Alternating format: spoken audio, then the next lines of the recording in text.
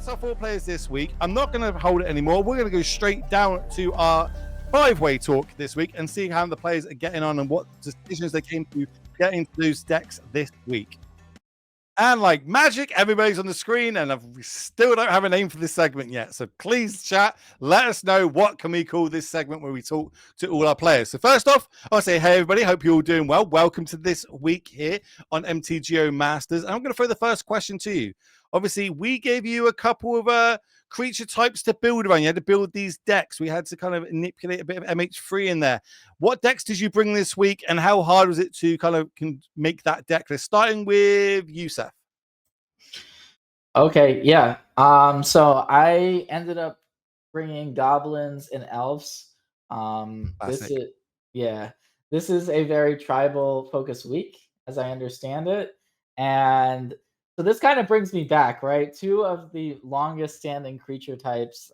I'm not going new school. I'm very much going old school, and that kind of fits with how long I've been playing. I've been playing for a while, and so I'm familiar with, a lot of these cards from their first printings. And some of the cards I've been playing with have been reprinted multiple times.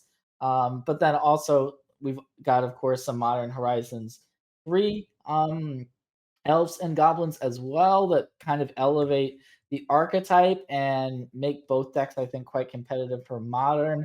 So whether I be, casting Goblin Ringleader or maybe playing something a little bit tamer, like a Boggart Trawler, say, in a goblin deck, there's new school and old school. So I'm happy with my deck choices.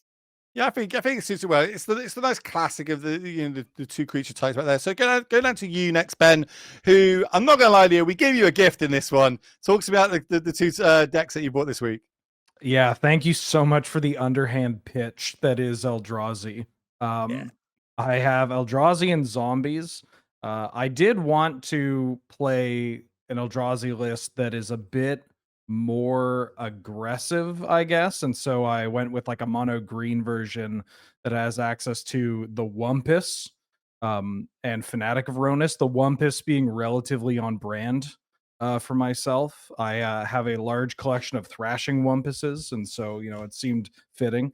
And then zombies, there's a Chthonian Nightmare combo deck featuring a heavy zombie contingency, and that is literally what I grew up on. The Zombies Unleashed theme deck from Legions was very instrumental to my early years as a Magic player.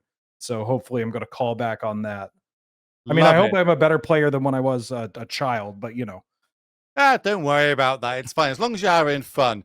But you are going to be up against one of Europe's finest, and that is you, Arnie. Talk to me about it. What decks you bought this week?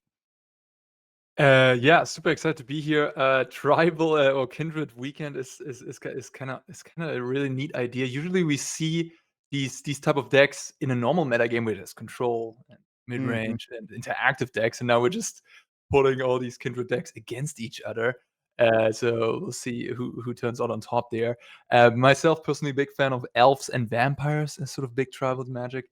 Didn't get those. Okay. I'm working with some blue tribals. So kindred. So yeah.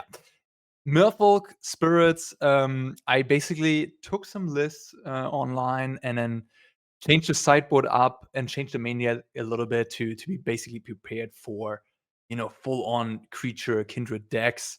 And then I have some Cursed Totem Spice in the sideboard, which doesn't hurt my decks too much, but it might hurt, elves, for example. So we'll see about that. Next question is coming from Anu. Yeah, that actually brings us to a very interesting topic. It's funny because I got a message from Seth the other day, and he was like, "All right, so what's the vibe for this weekend? Can I main deck these Witches' Vengeances?" And I full disclosure, I had to look up the card, and I was like, you know what? Let's leave that one in the sideboard. So this is my question to the open floor. I'll start with you, Arnie. You realize that you are playing against basically a bunch of other creature strategies, a bunch of other typal strategies. How did that sort of impact your deck building? Did you tweak anything differently than you normally would have? Clearly it's impacted your sideboard. Yeah, for sure. So normally Merfolk, for example, plays like 3 to 4 Force of Negation. And like a bunch of Flare of Denials. And I figured that I just want to go up on subtleties. I have 0 Force of Negation in my entire 75 because one playing against creature decks, right? And then I'll try to metagame.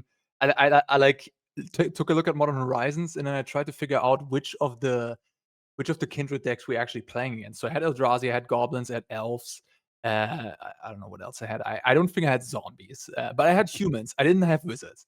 In any case, and then I just sort of looked through some of the sideboard cards you could run, like Consign to Memory, obviously great against Eldrazi. Hibernation, good against elves. Stone Scolding, generally good against creature decks. Thieving Skydiver, good against Aethervial decks, and so on and so on. Okay, you went pretty deep. I mean, Seth, yeah. Talk to me about the Witch's Vengeances and how you sort of tuned your deck for just a field of creatures.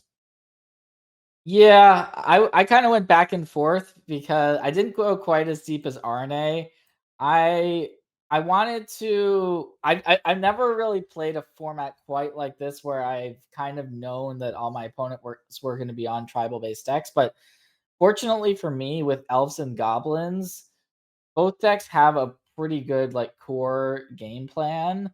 I wanted to pick decks that are like tune my decks around, decks that have recently done well in leagues. So I picked some lists that are very close to 5.0 league deck lists recently. And I wanted to have a core power level there. And then I also wanted my decks to not only, I mean, you can also metagame for this, which I did a bit, right? Like I have access to Munitions Expert, for instance, for like some removal. Like I do think removal in general is good when you know that your opponent is going to be playing a bunch of creatures in their deck.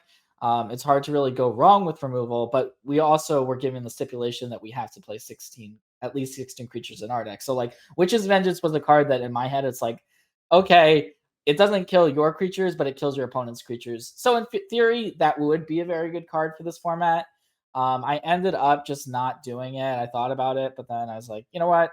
I just want to submit a deck that I think is good. Like if you're going to play goblins in a league, you're not going to copy a list with 4 Witch's Vengeance, right? So that would just be for this week. So I wanted to also choose a deck list that I think would be, you could play it, and it's not just going to be good against Arne, which of course is going to be good against Arne, but like I've got the Aether Vial, so that's interesting that he's got the thieving. I haven't even thought about those little meta. There'll be a little meta game there with the Skydivers because that's the only artifact in the deck. So is he going to bring that in just to try to steal away that Aether Vial? Maybe he will. We'll see. But there's going to be some little metagaming there in our first match. Just a little preview.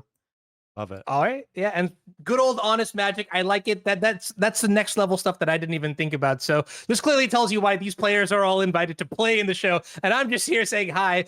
Lastly, but not leastly, Ben Eldrazi, what's the strategy here? Any sort of considerations that you made? Or are you just trying to go big, go fast?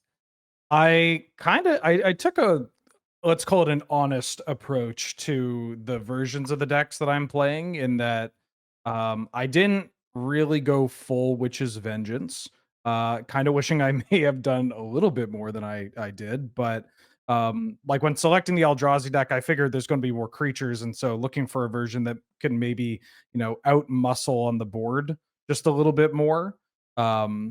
But for the the zombies deck, there are a couple of different variations of this wandering around, and one with cards like Shambling Ghast and a Cursed Marauder from Modern Horizons 3 being able to, be more like pick off your little creatures, maybe take care of a Heritage Druid as early as turn 1, just in case. But I still have an assortment of cards, even if they're, the little critters or the big kind of engine-y creature decks. But yeah, we could have used a Plague Engineer or two. Yeah, like an old Eldrazi, like a 6-mana one. I don't even remember the name of it. It's like it can ping something, untap on your opponent's turn, and ping again. It's like a very expensive. Endbringer? Yeah, that one would have been tight too. But yeah, I guess what we're gonna do now, friends, is we're gonna actually get into our first games of Magic. So we're gonna get the players situated, get them set up to bring you the best